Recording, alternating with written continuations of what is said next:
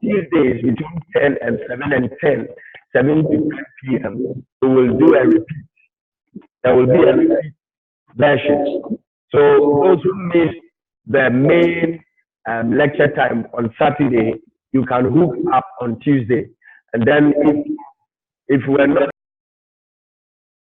able to participate in the Saturday, you can then participate in the Tuesday. If you participate in the Saturday, you are not required or you should not participate in the Tuesday. I've just made it flexible so that everybody will be able to still benefit from whatever we are. But can you please your mic? There's interference from your mic. So I gather. Thank you very much. Good. It's better now. And we have Nicholson, who is here physically in class.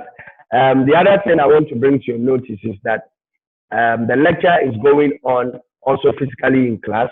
And so for those of you who are in Ghana and Accra who would want to come for the physical class lectures, you are permitted to do so. You are very, very welcome and very free to come on. Very, very important. Please take note of that. And that offer is also given. Someone is saying that, how can I join in the class? What you can do is that you just pay your class fee, and then you'll be given the password and then the meeting password, the ID, so that you can join in when the time is for you to join in. What else? I think and then we'll go into what we have to discuss for today. Please, you are permitted to jot down all your questions. You are permitted to jot down all your questions, and then you are free to ask those questions. You are free to ask the questions when the time is due.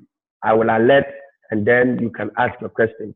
There will be exercises. I will give exercises right after every lecture so that you participate in the lectures, because there are some people who are only interested in just joining in the lectures and are not concerned about the work they have to do. I must be sure that you are learning, and then be sure that you are getting the information that you are paid for.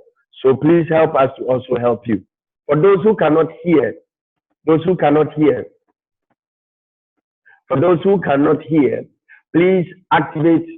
just activate your audio and then mute your mic. Activate your audio and mute your mic so that you'll be able to hear. Please activate your audio and then mute your mic so that you can hear me. Is there any other person who cannot hear? So that I'll be sure. I see Michael Yaujan has just connected. When it is question and answer time, I want to see your faces. So please, like I stated in the first message that I sent to you, that you need to also observe some decorum, and then also realize that people will be watching you. And so you have to be decently dressed so that you don't expose anything that is private, and make sure that you are in a place that is conducive to share with us. So please take note of that. We'll be very glad if you do that for us. Today we'll be looking at an overview of the entire Bible, which you can attest to that was part of what we were watching during my absence. We're showing you a bit of discoveries about the Bible so that you will be pre-informed about some of the things that you have to study. So as we go into the lectures, please pay attention, get your notebook, and wherever you are watching from, you can also record it on your own. You can do the recording on your own so that you will get maximum supply of the information. Okay. So an overview of the Bible, part 1. We are looking at the ethics and the theology of the Bible. There are many Christians who have issues when it comes to the Bible.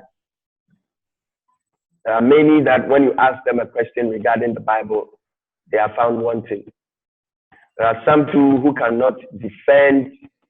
There are some who cannot defend the Bible or defend issues regarding the Bible when they are made to do so.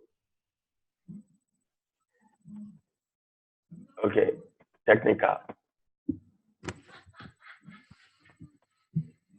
Okay, so this discussion or this lecture is supposed to help us have a firm grip on what the Bible is, the history of the Bible, the ethics of the Bible, the theology of the Bible, authorship of the Bible.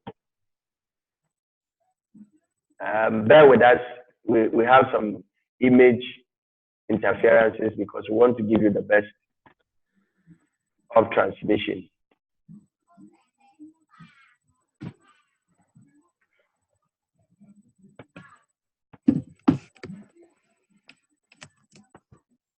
Pardon us for the interference.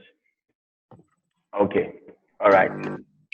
If you happen to be here, I would have asked you to clap for our technical porter. Okay, so many of us have stories, or we have heard about so many things about the Bible. Someone's microphone is on. Can you please mute your mic? Michael John, can you please mute your mic for us? Can you mute your mic? Good. Thank you very much. Thank you very much. Okay, so I will just be the only person being heard. Okay, thank you. How did the Bible come about? There are so many books that we hear about and we read because there are so many religions around. And particularly for us as Christians, we uphold to the Bible and we actually respect our source of doctrine, which is the Bible. There are many doctrines that we see around which necessarily do not have their basis from the Bible. But as a Christian or as one who has firm information regarding the Bible or regarding Christianity, you should be able to be firmly informed about how the Bible came about. How did the Bible come about? It's very, very, very important. In fact, few facts about the Bible. The Bible that Christians use, the Christian Bible, is a book that has 66 chapters. And when I talk about chapters, I'm talking about individual books that have been put together to form the canon of the Bible. When we talk about the word canon actually is the word that was used for a particular plant in the Middle East during the 15th, 14th century. And that particular plant was known as the reed. And it was used for standards of measurement. And so in those days, if people wanted to measure standards in terms of quantity and in terms of height and dimension, they used this plant called the reed to do the measurement. And that particular plant called the reed is actually what has evolved into the word that we call the canon. So the word canon is actually the word standard for measurement.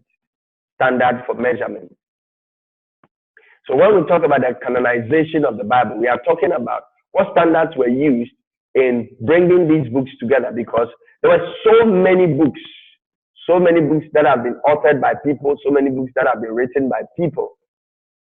When you look at the Old Testament, you will see that the Old Testament is actually broken into three parts.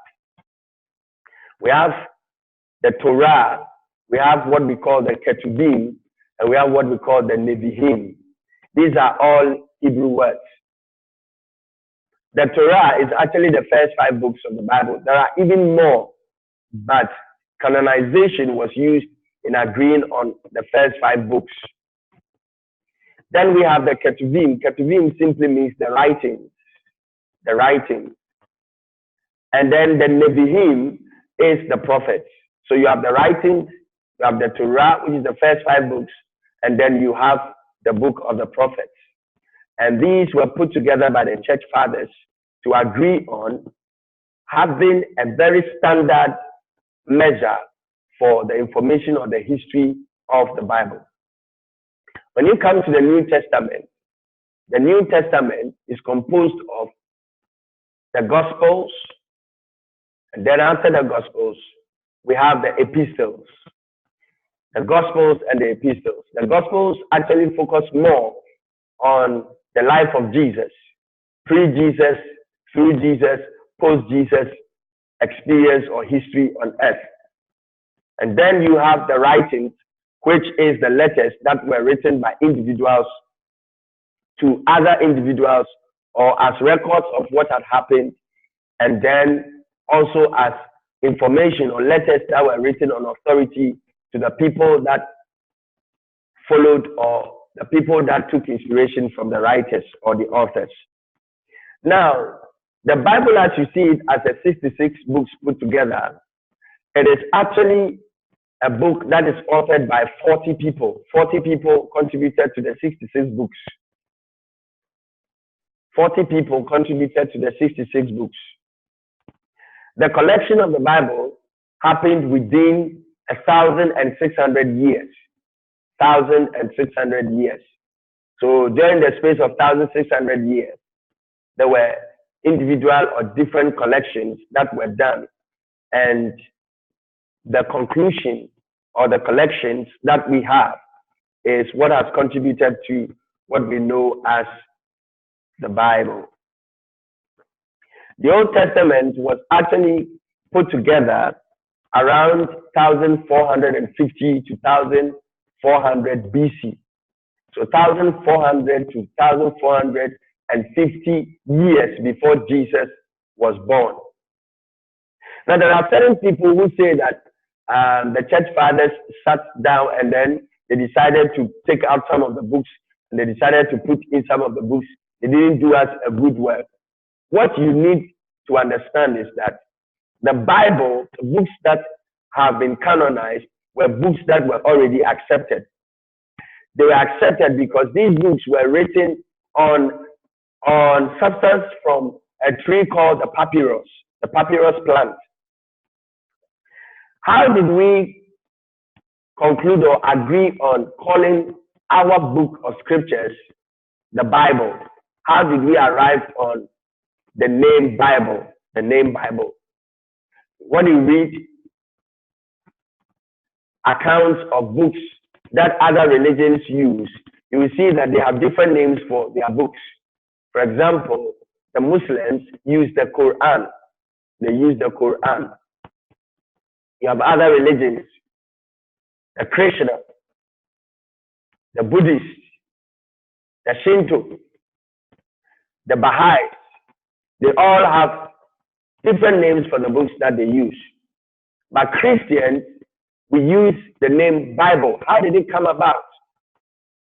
Well, sages and scribes and historians used to record events and they used to record things or activities that had happened through this plant called the papyrus. Now, the papyrus was actually the plant that was very, very fertile, very firm and feeble that people could write on. People could write on the papyrus. They could write on the papyrus. And over years, the papyrus was actually transported from Egypt through Phoenicia into Greece. It was transported from Egypt through Phoenicia into Greece. It was one of the plants that had serious price. A lot of people were into the sale of the papyrus plant. And that was the only plant that you could write on. You could record things on. Any history or any record had to be taken or done on the papyrus. So it being sent from Egypt to Phoenicia and through Phoenicia into Greece, they had to look for different names for this particular plant. Now the Phoenicians used to also call it the papyrus, which is the English word. And it is out of it that we have had evolution or evolvement of the word into what we call paper today. So the word paper actually comes from the word papyrus. Papyrus. But when it got to Greece, the Greeks had to devise a way of calling this plant. And the name they gave to the plant was the biblos. The records or the documents that were gotten out of the history of the recording was called the biblos. Now, biblos is singular.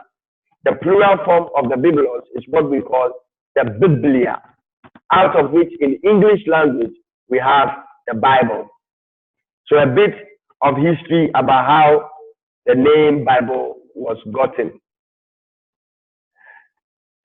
Sages and scribes of old used to write on large pieces of scrolls. For example, the messages that came from the prophets, they were written on large scrolls. Some of the scrolls actually were made out of animal skin. Some were also made out of cotton. Some were made out of large leaves of certain plants that have leaves that are very big. And so it got to a point that if you need access or you want access to a particular history or account or document, you have to travel to two places, one or two places. Either you go to Vatican or you go to Alexandria, because they had the biggest libraries where you could find the scrolls. Now, these first editions or the earliest editions of the Bible can be found in three places. One in UK, that is Britain. The other one in Vatican. And the third one in Russia. These three countries can lay hold or lay claim to the very, very earliest versions of the Bible. But you see, even those copies that they have, they are not complete, because there are some that you will find out that a whole page has been taken out or a whole verse has been taken out. And that is what accounts for the variation in the various translations that we have, the various versions that we have. About 1000 BC, many traders used to carry the scrolls and they would send it to Ephesus or Alexandria, and they would go and sell it. So those who managed the library bought it at a very, very high price, and they kept copies of it in the various libraries.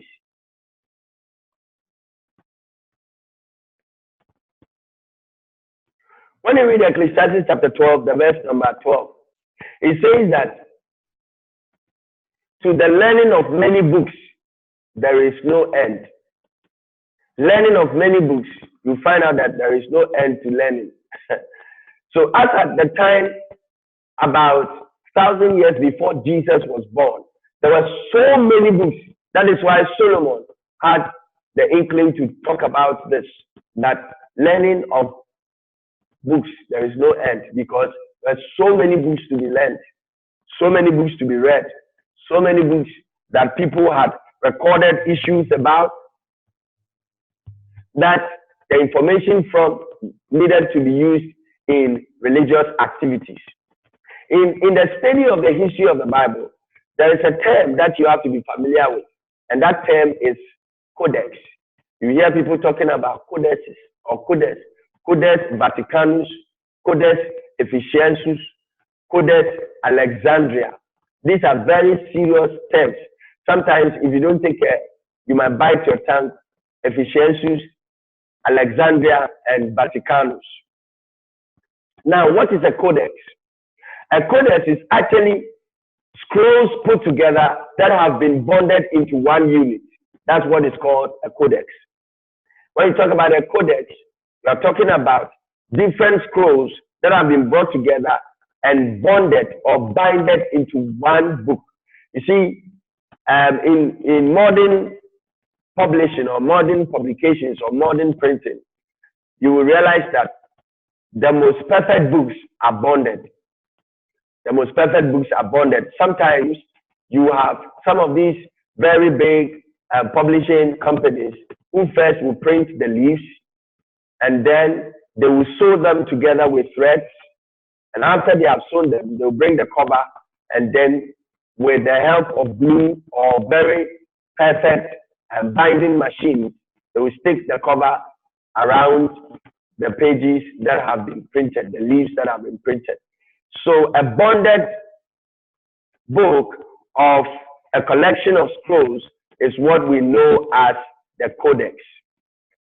That is what we know as the codex.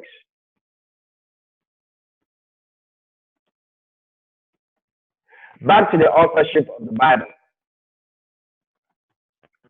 I've told you from the earlier statement that 40 authors actually contributed to the Bible as a unit. 40 authors.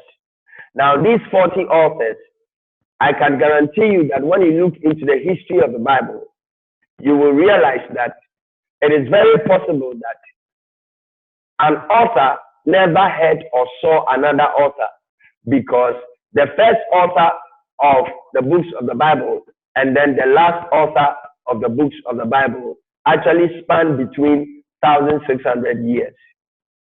So let's look at some of the authors. For example, the first 5 books are attributed to Moses. They're attributed to Moses. And the last book of the Bible, of the Christian Bible, is actually attributed to the authorship of John, the brother of Jesus, or John, the Revelator. Now, if you look at the period that they lived, it spans between 1,600 and 1,880 years. 1,600 and 1,880 years. It's very, very sad that no woman contributed to the writing of the Bible in terms of authorship. All those that contributed to the writing of the Bible are males. They are all men. As to why it is so, I cannot tell. Probably when you meet God or you meet Jesus, then you can ask. You can ask him a follow-up question after asking him that why is it that he allowed only men to write the Holy Bible? And then you ask him why is it that he allowed only men to be part of the constitution of the first 12 disciples.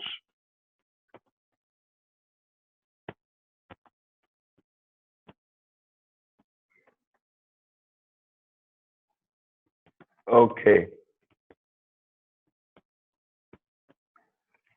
For those who are talking about their sound, please, if you cannot hear me, just click on your volume, open your volume up, or click on the audio and then mute your mic. Increase your volume and then mute your mic. It will really help you to get the sound.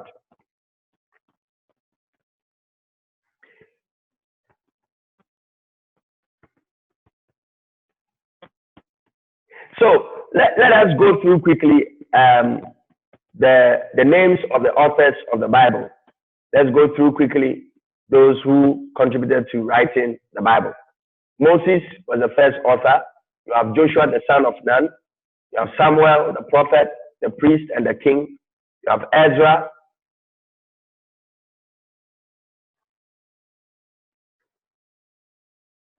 You have Ezra.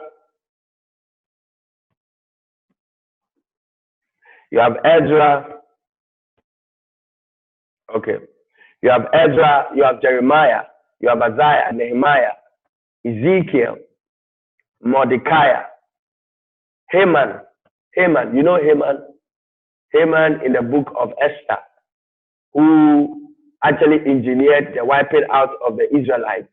He also contributed to the writing of the Bible, Haman. You have Job, you have Solomon, you have the sons of Korah, we have David, we have Agar, we have Lemuel, Asaph, the musician, the singer. He was also an author of the Bible. We have Hezekiah. We have sons of Korah once again. We have Ethan. We have Daniel, Hosea, Joel, Amos, Micah, Nahum, Obadiah, Habakkuk, Zephaniah, Haggai, Zechariah, and Malachi. That is for the Old Testament. And then the New Testament, we have Matthew, Mark, Luke, John, Paul, James, Peter, and Jude. It's very interesting that the Old Testament, which is comprising of 39 books, was authored by 22 people. And the New Testament, which is actually 27 books, was authored by only 8 people, of which Apostle Paul is a kingpin. Apostle Paul was not only a talkative, he was also a writer.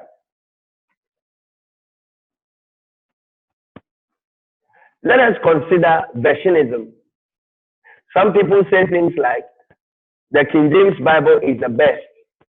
Others say the NIV is the best. You have some who say RSV is the best. You have others who say the Amplified Bible or the American Standard. You have others who talk about the ESV. Some talk about the Contemporary Version. Which version actually is the best of the versions? May I say to you that the King James Bible was not the first Bible version to be written. It was actually not the first Bible version to be written.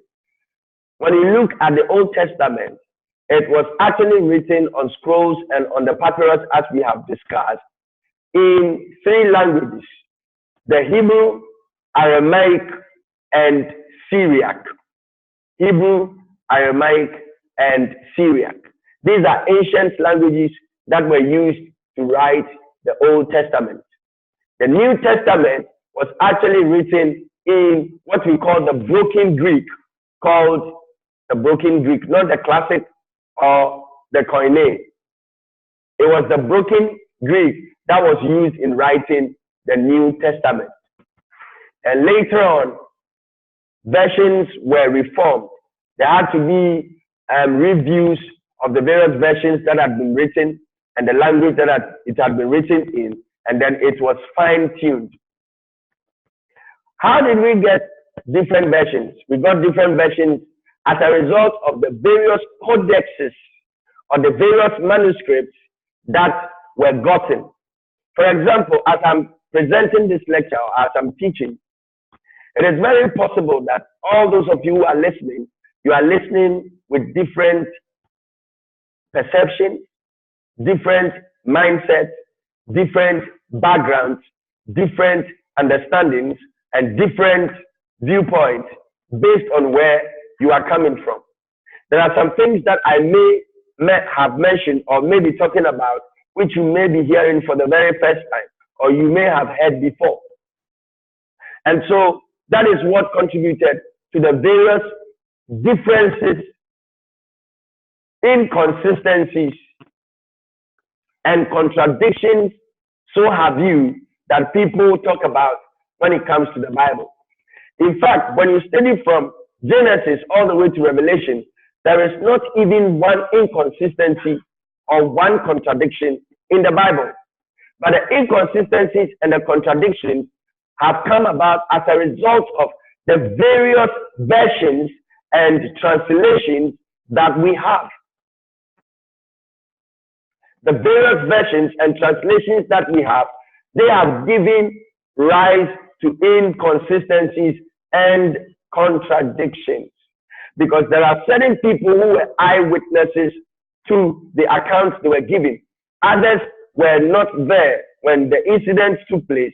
And so they received the account from eyewitnesses, and then they also penned down or they wrote what they heard.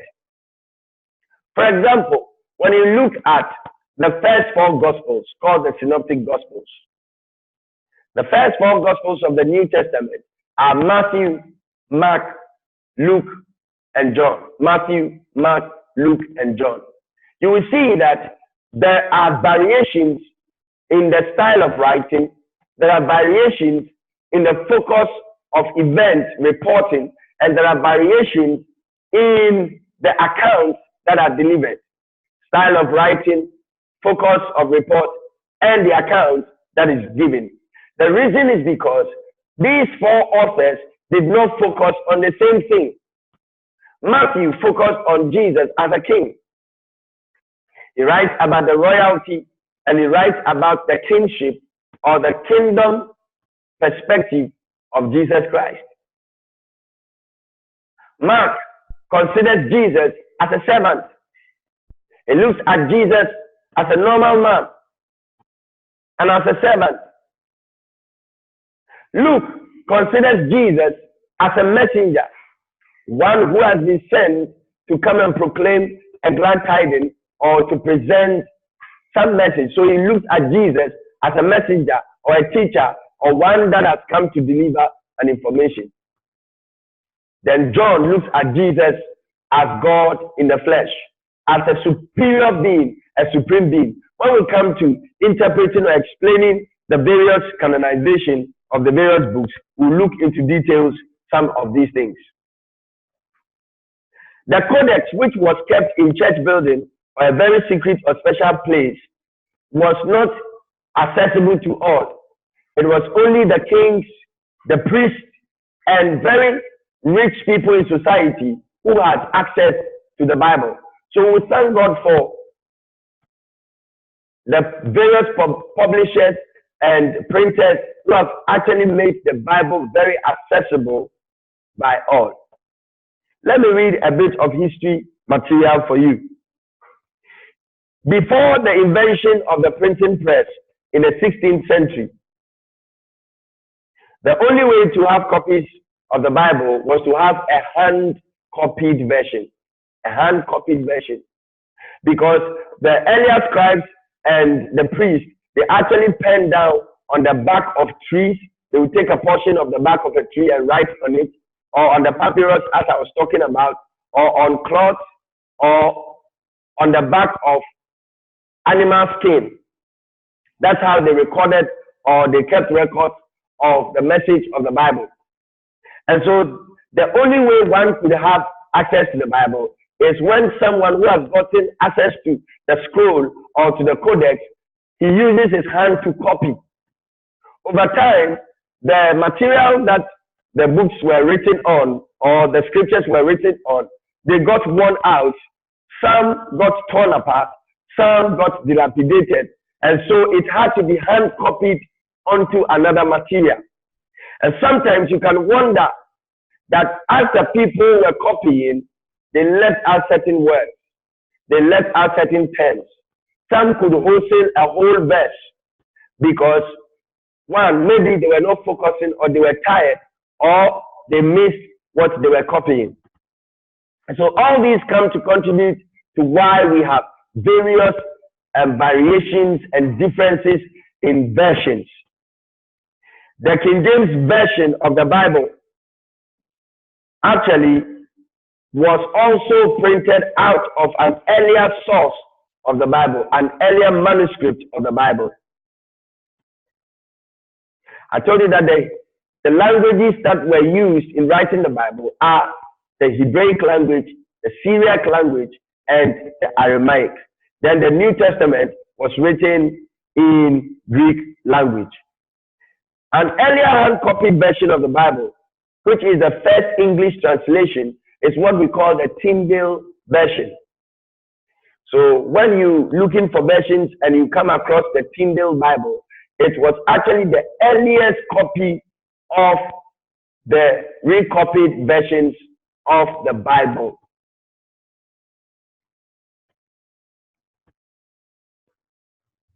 Why was it called the Tyndale Bible? It was actually named after the man who first attempted to put the Bible together. It's called William Tyndale. And this happened in the 17th century. Happened in the 17th century. But the manuscript that was used in writing this was actually used in the 10th century. So you are talking about 1,000 years after Jesus had gone. 1,000 years. William Tyndale helped in the compilation of the King James Bible, which was actually pre-financed by the King of England in the 17th century. Tyndale's Bible was not popular because he didn't have money to actually print it on large scale. And so he wrote it and the book was indoors. So he couldn't get it out. And also the earlier leaders, the leaders of the church in Britain, they actually did not subscribe to William Tyndale's version. And so that is what contributed towards the delay of bringing the William Tyndale version out. Because one, it was not popular, and then two, it didn't have money to make it very popular. Accounts of mistakes, seemingly translational errors or contradictions or inconsistencies by scribes actually happened as a result of copying. So we call it the copyist error. The copyist error happened while one scribe or one copier made a mistake when he was copying from a particular source or a particular codex. There were also insertions of words. There were some copyists who realized that maybe a particular word did not mean what they expected a phrase or a translation or a particular rendition of the Bible to mean. So they changed the word and they replaced it with another word. There was also contradictions or inconsistencies with phrases, because over the period, language evolved, language transformed. And so certain words that were known to be used to mean certain statements, they were used, and then over a period of time, as language evolved, then modern words and modern languages were used. Other copies also introduced new words because they felt that certain words were inappropriate to be used or they have been out of use, and that the audience may not be familiar or the readers may not be familiar with the words that were being used. So they chose or borrowed new words and then they put them in there. Now, how did we arrive at the English Bible? John Wycliffe was actually the one who started translating the English Bible from what we call the Septuagint, which was the Latin Vulgate. Wycliffe could not complete what he was compiling, so John Purvey in 1388 AD was the man who took it up and he completed it. The Bible was one unit. It did not have versions. It did not have chapters, and it was not written into verses. It was one unit. So when you pick a book like Genesis, it was not chapter 1, chapter 2, chapter 3, chapter 4, all the way to chapter 50. It was one unit. It was one book. There were no chapters and there were no verses. The man who pioneered the chapters of the Bible is the man by name Stephen Langton. Stephen Langton began breaking the Bible into chapters in 1228, the year 1228. That's 1228 AD, after the death of Jesus Christ. Then a man by name Stephanus, he divided the Bible, the Old Testament, into verses. He divided the Bible, the Old Testament, into verses, and this happened in 1448. So the Bible was converted into chapters in 1228, and then into verses. The Old Testament was in 1448. And then this same man, Robert Stephanus, he broke the Bible, the New Testament, into verses in 1551. A bit of humor here. I'm sure when you pick some of these dates and you stake them as lotto, you might win.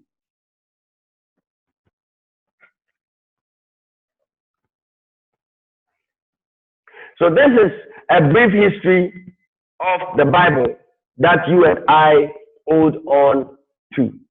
Now, in which forms or in which ways can we categorize the Bible? The Bible can be categorized as a book of history. First, as a book of history. It is also a book of ethics or morality.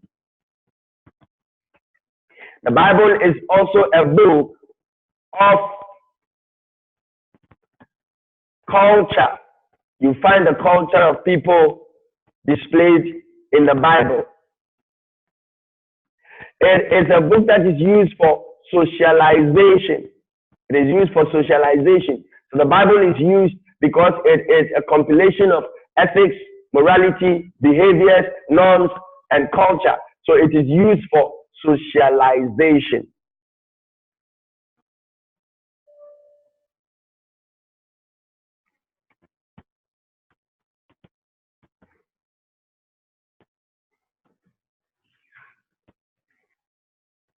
Let's look at the Old Testament and the compilation of the Old Testament. Moses is believed to have been the one who contributed to putting together the first 5 books of the Bible, talking about Genesis, Exodus, Leviticus, Numbers, and Deuteronomy. It is ascribed to Moses as the author. Joshua authored Joshua. Samuel authored 1 Samuel, 2 Samuel, 1 Kings, 2 Kings, and he added Ruth. Ezra authored the book that was named after him, Ezra. Mordecai and Haman contributed to writing the book that is named after a woman, Esther. Esther didn't contribute into writing the book we call Esther. It was Mordecai and Haman who wrote that book. It's very interesting. Sometimes when you read some of the books, you see that the name that is put after the book is actually the name of the author. But in this case, it is not so. Esther did not write the book we popularly know as Esther. It was Mordecai and Haman who put it together. Job wrote his own book that is named after him, Job. The sons of Korah actually contributed to writing some portions of the Psalms. Solomon, Agar, and Lemuel, these 3 people put together what we call Proverbs. Psalms was written or contributed to by these people. Asaph, Hezekiah, the sons of Korah, Ethan, David, and Moses. They contributed to the writing of the Psalms. Now, apart from this, all the other books that you see in the Bible were actually named after the people who wrote them.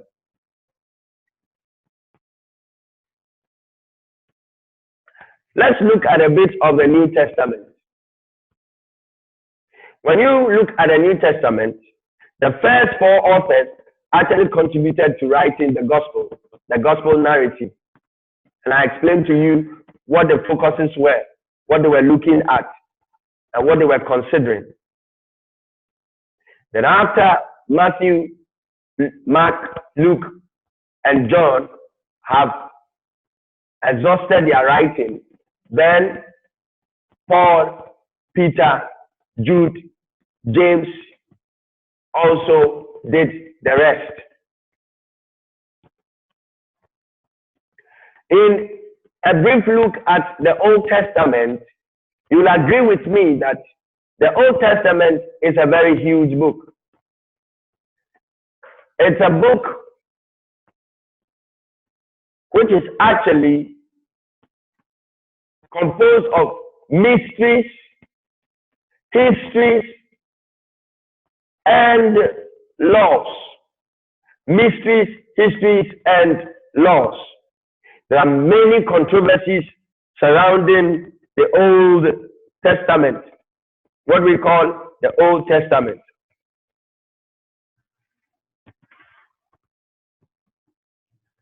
Now, if you are going into details about the Old Testament, I told you from the beginning that the Old Testament is actually composed of three canonizations.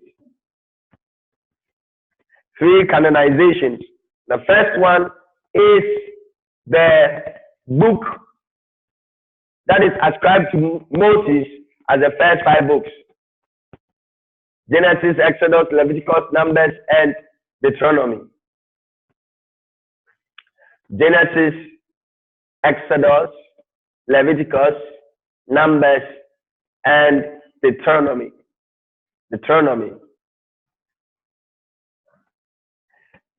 Now, the first 5 books of the Bible is called the Torah.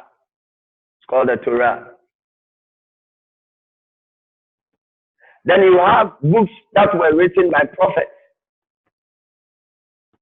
like those who were able to write voluminous. They were called in theological circles as the major prophets. Now, let me state here that major or minor has nothing to do with the volume of prophecy. In that today, we find a lot of people who actually prophesy and they call themselves major prophets or minor prophets because of the degree of their prophecies. But the degree of prophecy does not actually come into the canonization. It is the volume of the writing. So if you find a book like Ezekiel, a book like Isaiah and Jeremiah, they form the major prophets. Yet they may not have been involved in personal prophecies or societal prophecies or community prophecies or in word of knowledge, word of wisdom, and in simple gifts of prophecy. It was just an issue of the volume of their write-ups. So the minor prophets, you know, from Daniel all the way to Malachi. These are the minor prophets. Then we come to the book of writings. We have the books that we call the writings. These are wisdom books. These are books of life principles, and these are books of strategic systems of values. And those books are Proverbs, Psalms, Job, Ecclesiastes, Song of Solomon. These are the books that we actually recognize as the writings.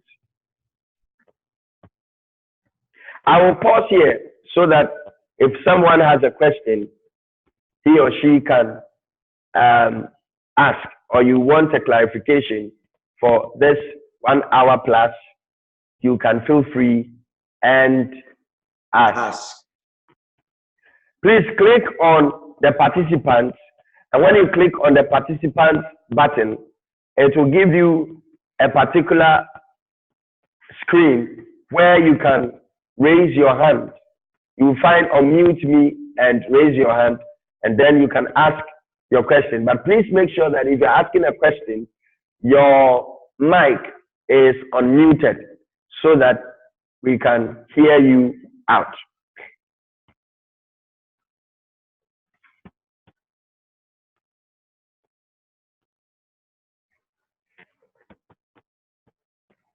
Any questions so far or any reaction?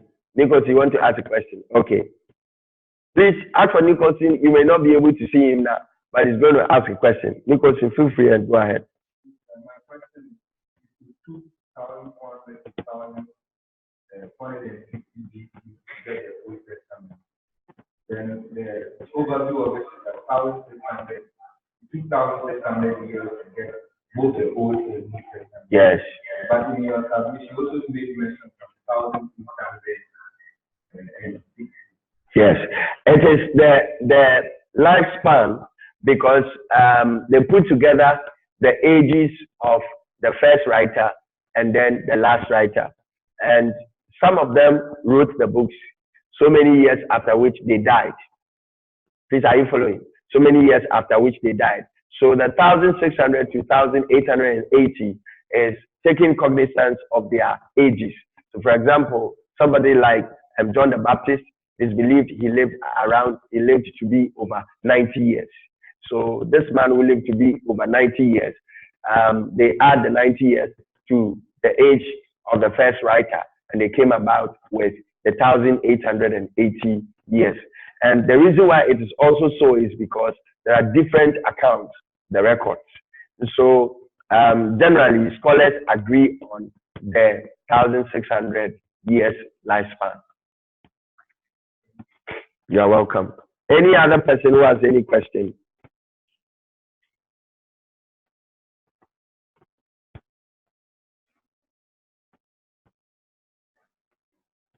Any other person? Any other question? Okay, feel free and go ahead. Why we agreed on the name Bible. Okay. With the first one, we said it moved from Egypt. Egypt was Phoenicia. The first one to Greece. The name of the Phoenicia. That was the Papyrus. And the Greek, that was the Biblios. But this was the yes, the Egyptians, the Jews, the Egyptians, and the Phoenicians recognized the plants as papyrus, and it was the substance that the records were taken on. It was when it got to Greece that the name changed from papyrus to Biblia or Biblos, out of which in the English we have the Bible. You're welcome. Any other question from those watching us via the Zoom? Those watching us via Zoom.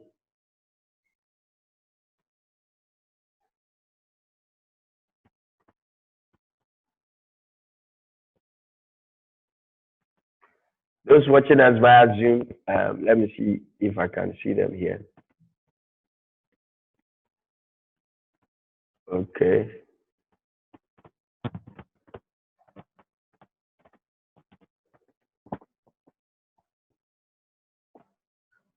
Unfortunately, I'm not handling the master page, so I'm not able to see them on the screen.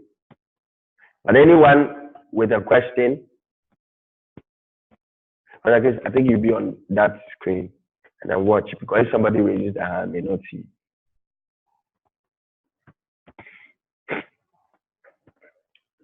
Professor Mickey, any questions so far? I can see you in your library. Any question? Where is Sharif? Sharif, appear from the dark. And I see Techno W5 Light. Please, who is this? Can you all show your faces so that we'll recognize you?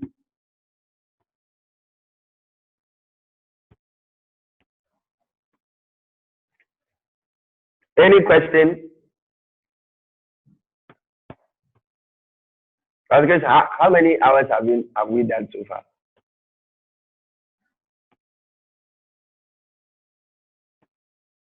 From the recording.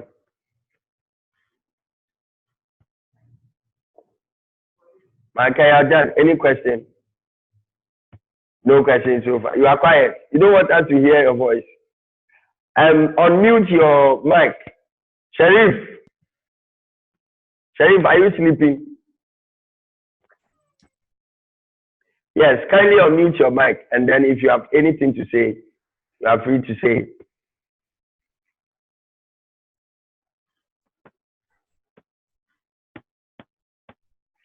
Okay, any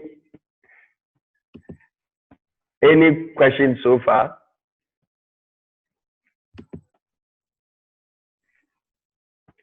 If you have a question, just raise your hand. Click on raise your hand, and then I will hear you.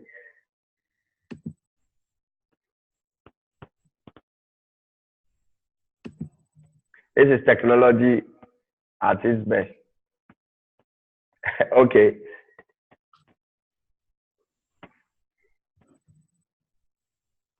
Michael, you raise your hand. Yes, please. Okay.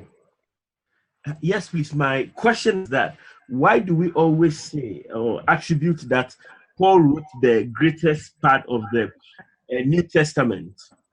But when we put together all Paul's writings, all the books that he wrote, just amount to 23% of the entire New Testament. But when we look at the account of Luke, that is just the Gospel of Luke and Acts, which amounts to 27% of the entire New Testament, which indicates that indeed Luke wrote much of the New Testament than what Paul did. Okay. The reason why it is so is because scholars agree on the authorship and not necessarily the volumes of writing.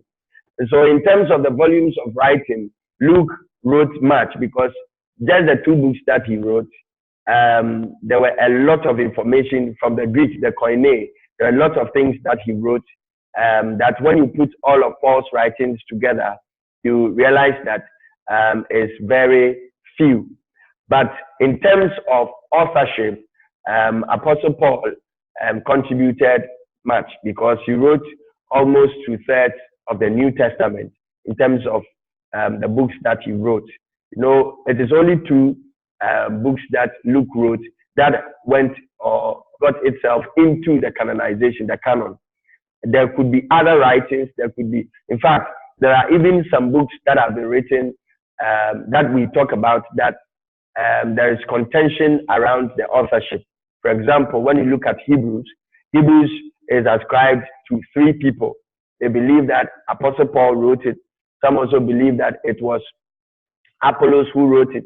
And there are some who also believe that it was the handman of Paul and Silas who wrote it. And so scholars don't agree on the authorship. But even if you take that one out, you would come to a conclusion that Apostle Paul actually authored more books than any other author of the Bible. There are other authors whose books didn't get into the canon. If they had been included in the canon, by now we would have agreed that maybe Apostle Paul wasn't the one who wrote much of the book. Are you clear on that? Okay. Any other question? And then we move on.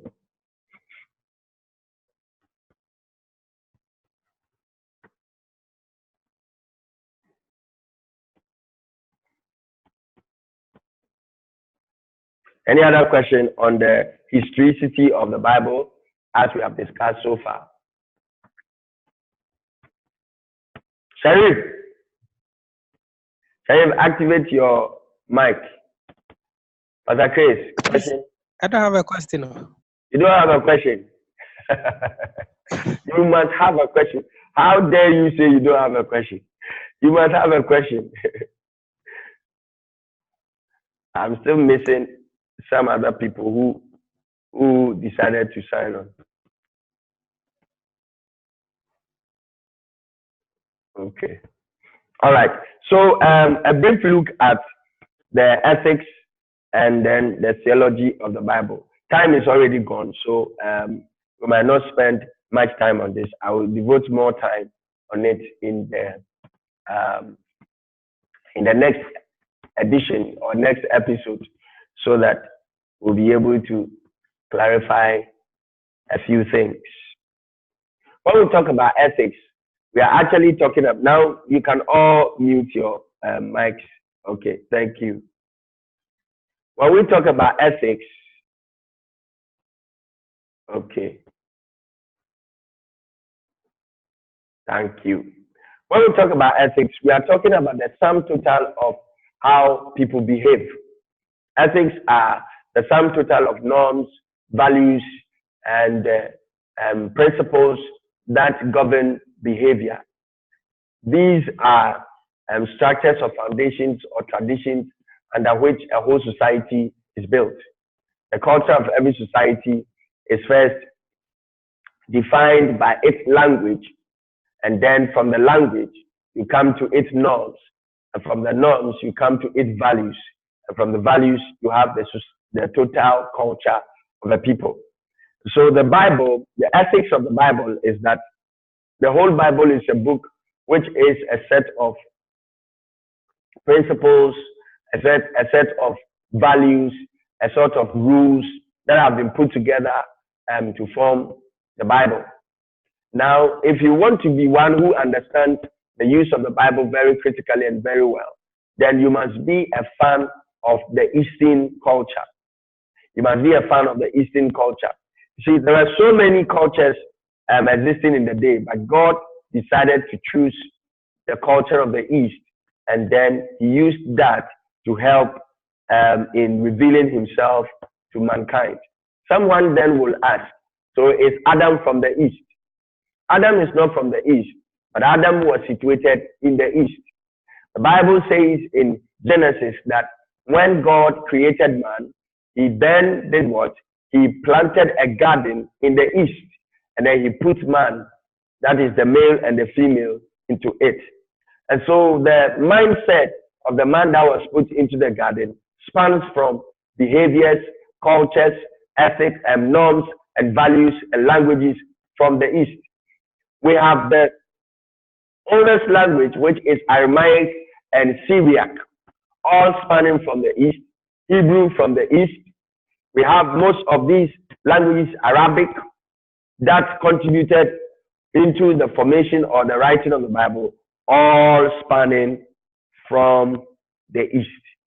So if you want to be somebody who is a scholar in explaining or in understanding the Bible or presenting the Bible, then you must be one who is familiar with the Eastern culture, the Eastern practice. Now the Bible states or shows us in totality a God who has created man, just an exact representation of himself or an extension of himself, placing man on the earth, which is the physical dimension or the natural dimension of the spirit world, and allowing this man to control the physical world that he has created in partnership with him who is God. There are various subjects, various topics that are being discussed when it comes to the issue of God. Who is God? Probably I will release a question that, what is God?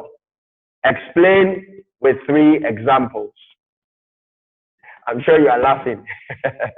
Explain with 3 examples what God is. Maybe when we get to the exercise period, I may leave that question for you to go and answer. What is God? Explain and give 2 examples.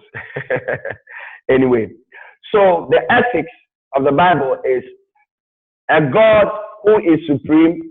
He does not live in the natural or physical element world. He lives beyond the physical element world. But he puts man in the physical element world, and he expects that this man will be able to relate with him through the natural world and through belief systems or set of belief systems. We see a God who portrays himself as good, and yet there are handwritings of his that are evil. We see a God who portrays himself as a problem solver, but behind the scene is also the source of the problem. These are conflicting issues that we have. There are many people who do not understand this God or find it difficult to accept who God is, because if God is a good God and he is the source of all things, and there is evil, then how can God be a good God who then becomes the source of evil? So there are many questions, 1,001 questions around the problem of good and evil, the problem of free will and predestination. How does God create man, give man his free will, and then at the same time create a will for the man to follow, and expect that man will use his will to follow the will of God? So these are some of the things that a lot of people ask, and to some extent, many theologians still live in a confusing world or in a very disorderly world, in a sense that when they study what they study and they critique what they have studied, they realize that there are so many questions that are yet to be answered. Many people subscribe to the Bible, but those that subscribe to the Bible, they come back and ask questions whose answers go beyond just the physical writings or the letters that are within the Bible. And so the ethics predominantly have to do with the lifestyle of the Eastern people, the Eastern culture. Many things that happened and were recorded in the Bible, they happened and were recorded under the culture, the language setting, the behavior, the norms, the ethics, and the rules or the values of the Eastern people. So the Bible is not a Western book. Even though it has had a very heavy influence of the Westerners on it, there are many things we do today which we do them because of the influence of the Western culture. Influence of the Western culture. There are many things that are being done in churches today, in life settings and in cultural settings that do not have basic foundations from the Bible. And it is so because there has been a very heavy influence of the Western practice or Western culture on the use of the Bible. One of the reasons is that when it came to the publicity of the Bible, the Westerners have had great influence on it. Talk about Europe, talk about Eastern Europe, talk about Western Europe, talk about Russia, talk about America, and talk about some portions of these Schengen countries. So that is what has contributed to the influence that we have from the Western culture, because they actually finance and publicize the Bible because of the various machines that they had in printing the Bible in huge volumes. The second reason why the Westerners have a lot of influence on the Bible is because of the Reformation period and the revival period that actually happened during the missionary activities. So a lot of missionaries moved from the Western world and they carried the Bible to the places that they went to. Portions of Africa, portions of Australia, portions of Asia, which is the Eastern world itself, portions of America, and then also portions of Russia. So these are places that, because of missionary activities and missionary work, has been able to have heavy influence from the Western culture. To understand the Bible, to be able to teach the Bible, to be able to interpret the Bible, to be able to communicate the Bible, to be able to defend the Bible, you need to be somebody who is familiar with Eastern practice. The reason is that there are many things that happen in the context that they happen that may not be applicable in the context that we are looking at. There are many practices. For example, in the Jewish culture, when you receive a visitor and you want to have a covenant with that visitor, there are three things out of which you receive the visitor. The first will be to wash the person's feet and to kiss the feet. You wash the feet and you kiss the feet. The second is to kiss the person by the mouth, not by the side of the cheek or chin. You kiss the person by the mouth. You're talking about mouth-to-mouth kiss. Today, if you say this from Paul's writing, greet each other with holy kisses, it has evolved tremendously because we find it strange and we find it immoral to kiss mouth-to-mouth in church. And so we think that, oh, if you have to kiss, brotherly kiss, it has to be on the cheek or on the side or something like so very casual, very Pentecostal and charismatic. Other than that, you will be delving into sin. But in the Jewish practice or in the Eastern practice, kissing mouth to mouth, male to male, female to female, male to female, and female to male was a normal practice. It was a normal practice. Another thing that was seen in receiving a visitor that you wanted to have a covenant with is eating from the same bowl with that visitor. You eat from the same bowl with the visitor. That's what we call the SUTT covenant. The visitor collects substance that he brought from wherever he came from. And then the one hosting the visitor takes substance from his house and they mix it together, put it in a pouch, and the other takes a portion. So that is the SUTT covenant. They take a portion. So if it is gold you brought, you put a portion of your gold down. If I have stones, I put a portion of my stone down, and then we mix it, and then we all take portion from the same pouch. That is the SUTT covenant. So eating from the same bowl is part of that covenant that shows that you wanted to welcome somebody rightly. Now the third was to actually sleep with a person. And when I talk about sleep, I'm talking about sleeping on the same bed, sleeping on the same bed, sharing the same sleeping cloth, or sleeping in the same room, irrespective of the person's gender. Irrespective of the person's gender, you could sleep with the same person. So, for example, I'm male. If I travel a long distance by foot or on foot or by a horse or a donkey or a camel to visit a lady, then if the lady actually accepts that she has covenant with me or she has a very strong covenant of friendship or intimacy with me, then she must not sleep in a different room while I sleep in a different room. We all sleep in the same room. That is one of the reasons that accounts for Elijah living with the widow. Listen, the woman was a widow. She did not have a husband. The husband was dead. But Elijah lived with the widow for 3 years and almost 6 months. And they did not have any carnal knowledge or carnal relationship. They never had any relationship that was carnal in nature.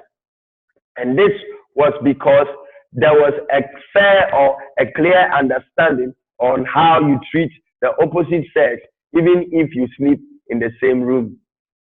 It was because it was part of their ethics.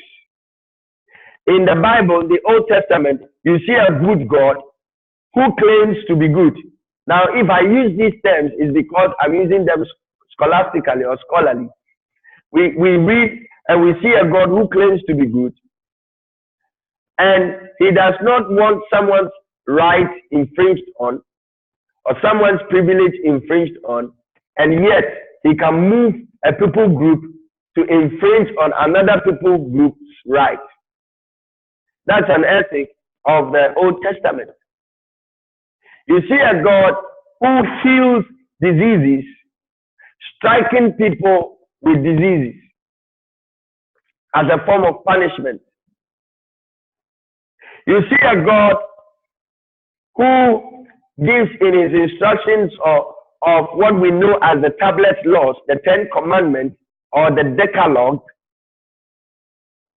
telling those who follow him or who believe in him or who live for him not to murder, moving other people to commit murder.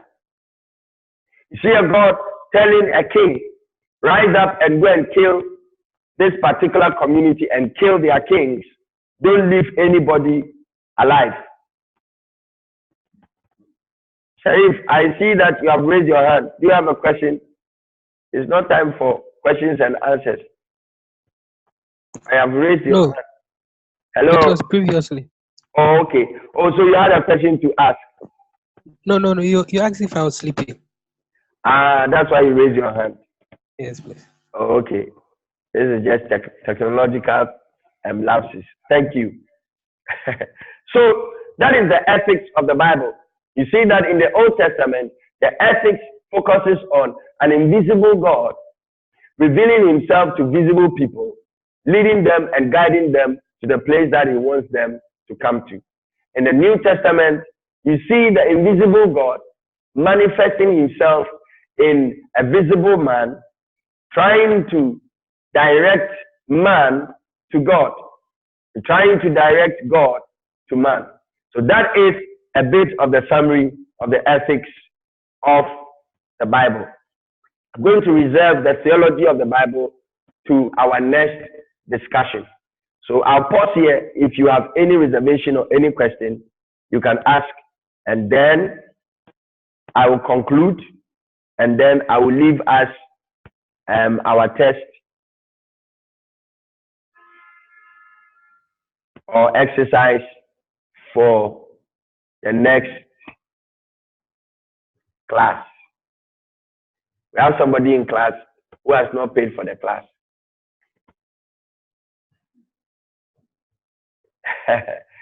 Okay, any question? Anybody has any question on the ethics of the Bible so far?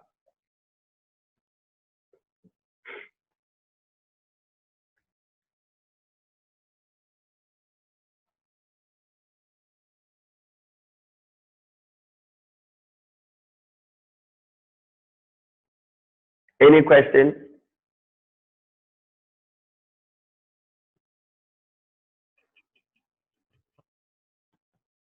No question. Okay. So that will be it for today.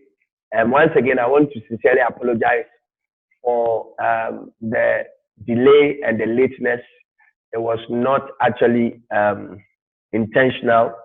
I had to respond to a higher calling, and I was obliged to respond to the call because it's all for the good of this particular mission. I had to respond to my bishop's call regarding the church and regarding all that I am involved in. And that actually accounted for the delay. And then also a bit of a transition with the technical things. I can pledge and promise that Tuesday, should Jesus tarry, will not be like that. And I want to encourage you, the video is recorded. Later, we will show you the portal that you can go back to and then watch it at your relaxed time. You can watch it. And then if you have further questions to ask in the subsequent lectures, you can do so. So thank you once again very, very much for your patience and for not being bored or angry and not saying that you paid for the class and yet you have been delayed. As you can see, just a few people who paid to be on the class are around. We had over 33 people registering, and we had about 11 subscribing to pay, out of which about 5 or 6 paid. And then some of those who paid are not actually, I'm sure they came on, and then when they couldn't get into the class, they decided to go home. So thank you very, very much for participating. Thank you very much for participating. And then want you to know that the recording will be made available to you upon request. That is aside the portal that it will be set on. It will be made available to you upon your request. And then you can use it as your personal or private document or resource. Now, let me also state that all the various sources of the information that I'm giving will be made available. Some will be in PDFs, others will be in diagrams, some will be in video format, others will be in audio format, some will be in books that will be referenced, that you may have to go and read around. And I expect that when these are given to us, be able to follow suit and then get more facts and get more information, because information is very, very important. One of the targets for this presentation is so that you will not only be a student or a learner, but you will also be a very effective teacher as well, so that you'll be able to teach others teach others, be able to defend the gospel. The Bible says that we must always be ready to answer whenever we are asked any question as far as the Bible or our faith is concerned. So, as we draw the curtain, I want to say thank you to all of you who have been supporting and contributing your quota. We have our technical porter, Chris Fifi Kumsin. He has been able to put all these technical things together, for which you can hear me, I can hear you, you can see me. Can you all show your faces? You can see me, I can see you. Okay. You see, as a master, I can command you to appear. I can command you to appear. So he has been behind doing all that. And then our class prefect, Sharif is our class prefect. God bless all of you for taking time to be around and to be part of this. Pardon us once again for the delay. Techno W5 Light. That person. Okay, I don't know who the person is. But later we'll find out who the person is. You know, as the technical man, I can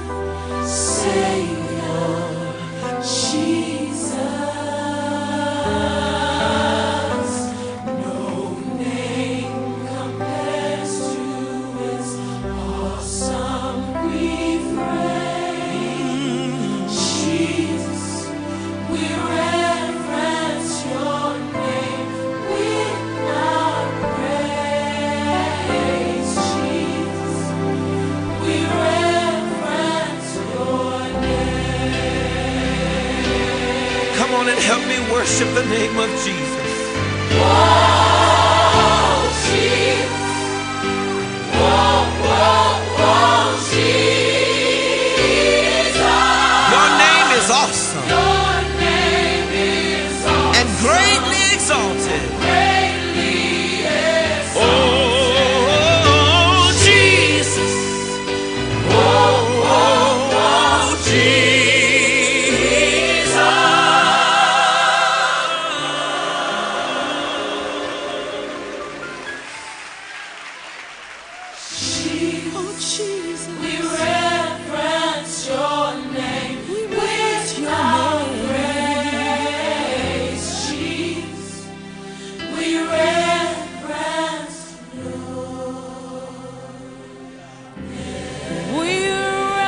Your name, we lift you up, Lord, with our highest We reverence you, Lord.